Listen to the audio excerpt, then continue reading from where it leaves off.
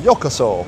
Welcome to the Tokyo Motor Show, Car Magazine's coverage of the weird, the wonderful and the downright wacky.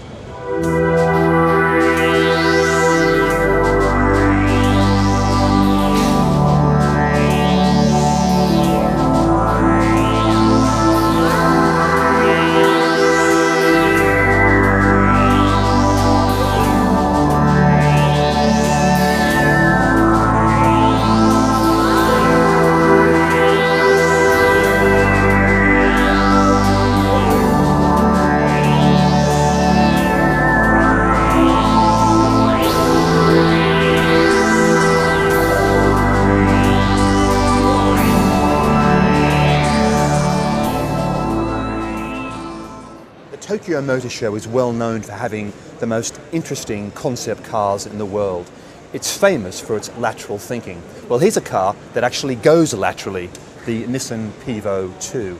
This small electric-powered urban car has wheels that can enable it to go forward, backwards or sideways. They turn any which way, powered by electric engines. And that's a big boon, particularly for parking. Now, to make parking even easier, the cabin area also rotates through 360 degrees. So no matter which way the car's going, be it forward, backwards or sideways, you can always face forwards, which means you can literally drive the car sideways into a parking spot while you're facing in the correct direction. That's a clever feature.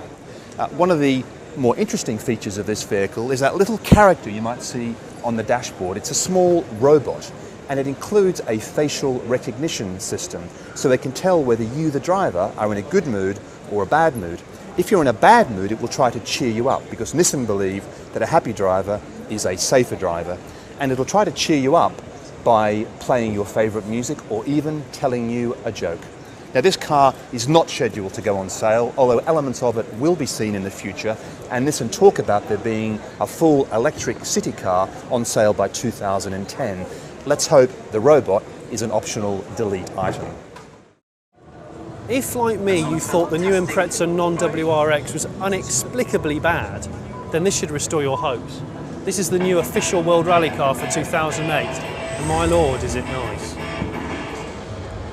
To celebrate the 40 years of the Tokyo Motor Show, Subaru have brought along their brand new Impreza WRX STI. Now, they've gone from creating a hyper saloon to a very, very nifty hatchback. They've still got the boxer engine and the four-wheel drive system.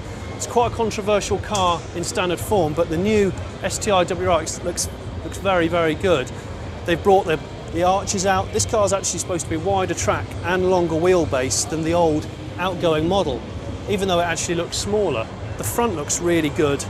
If you come around to the back of the car, if you look down here, it's got some really huge quad tailpipes, very similar to a BMW M Sport car. In fact, it looks a bit BMW 1 Series from the back. This is packaged very nicely. You've got Recaro buckets as per normal, Alcantara, leather, 6-speed manual box, which is the four-wheel drive system, which has 3 modes: intelligent mode, sports mode and sharp sports mode. If you look at the dash, it's much more sculpted design than ever Subaru have done before. And when the STI comes to England next year, it's going to be available in 7 different colours. This is probably the worst one, so buy a grey one or a black one. Although it's got all the hallmarks of the original saloon car, like the chunky wings and the extra vents and the badging, it still takes a bit of getting used to, the fact that it's a hatch. It's supposed to drive better though, and it's lighter.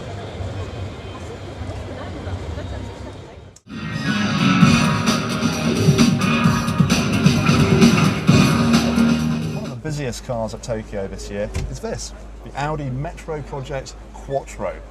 Now, it's nothing to do with BL Metros, don't worry about that. This is a concept car for the next Audi A1, due in 2009. We all know the slick flip key that Audi use today, but this is the Audi key of tomorrow. It's a really cool PDA. It lets you play music, change the temperature in your car, the navigation, it's even a phone. And it'll even keep an eye on your car in case it gets stolen. It's got a video camera built in. Audi has thrown a lot of Vorsprung dirt technique at this car. It's got 148 brake horsepower, 1.4 turbo engine, and it's assisted by a 50 brake horsepower electric motor at the rear, which provides a Quattro all-wheel drive. It's even got the usual Audi goatee beard as well. Here's the hybrid system down below, which drives the rear wheels, and the end result is 57 miles to the gallon and 112 grams per kilometre of CO2. Most of the concept cars that you see at motor shows are actually nothing of the sort. They're just lightly disguised versions of the finished production cars designed to get you excited about how the thing will look when it actually comes out. But the really nice thing about this range of 4 concept cars from Mazda is that they are genuine concept cars. There's absolutely no chance of any of these making production. This one, the Taiki, is the latest in a range of 4, and it really does represent Mazda thinking aloud about how its cars are going to look in the future. Taiki means atmosphere in Japanese, and all 4 concept cars, of which this is the latest and the last, are inspired by ideas of airflow. It's pretty obvious that huge wheels, gull-wing doors and rear wheels that look as if they're hinged from above aren't going to make production. But there is one aspect of this car that will make production, and that's the engine. It's the new 1.6 litre version of Mazda's famous rotary engine that we'll see in its later sports cars. That one will make production. The rest of the car will just remain a concept. Okay, this is the Toyota Hi-CT, and it has one of the most unusual profiles I've seen in a concept car for years. It comes up high, a long flat down here, and then this wheel arch extended at the back.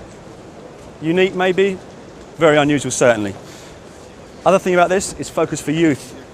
They're trying to get people who are not into cars to be into cars again. Before, everyone wanted sporty cars that were sleek. This is a very different shape, a very different proposition, and that extends to its functionality too. So at the back here we have this wheel arch which extends beyond the car itself, and that's to allow exterior modules to fit in snowboards or these personal movers, which are like kind of little disc-shaped skateboards as a hobby rather than a Segway.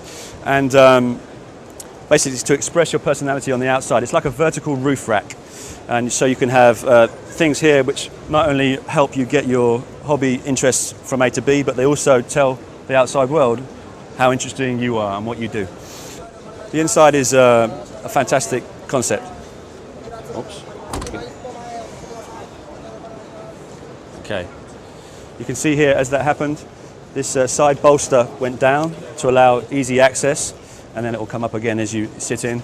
And there's some just lovely clean lines everywhere. A very simple IP. All the information from your mobile phone transfers the settings to the car. And the starter button up here is another example of keeping the dash clean. They put it up there, almost like an aircraft style. A tiny detail, some street art influences. Again, it's a way of making the youth perhaps be more intrigued by this vehicle than they might be. This car is designed for youth, and it's been designed by a young man who's only 25, Alexander Van Helder. He's a Frenchman living in Tokyo, and he's come with a very fresh perspective of what a small, compact city car could look like. Tall and narrow and perfect for Tokyo streets. Overall, this is one of the most unusual concepts here. Whether they'll make it, they should make it, but they won't.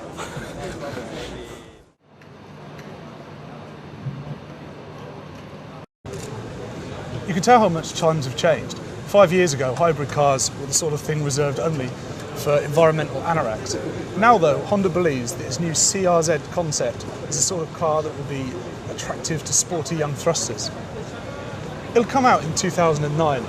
Honda's being very coy about what will power this car, but it's likely to be a 1.6 litre hybrid engine, probably producing around 170 brake horsepower and hopefully around about 45 mpg. Prices aren't announced either, obviously, but it's going to have to come in at about £20,000. Smaller than the Civic, the CRZ is, Honda points out, not the car that is their global hybrid. This would be a sporty version at the top of the range, supplementing the Civic hybrid and a new, as yet unnamed, global hybrid car. And if you want something more practical, there's always the Goldfish Bowl like Puyo.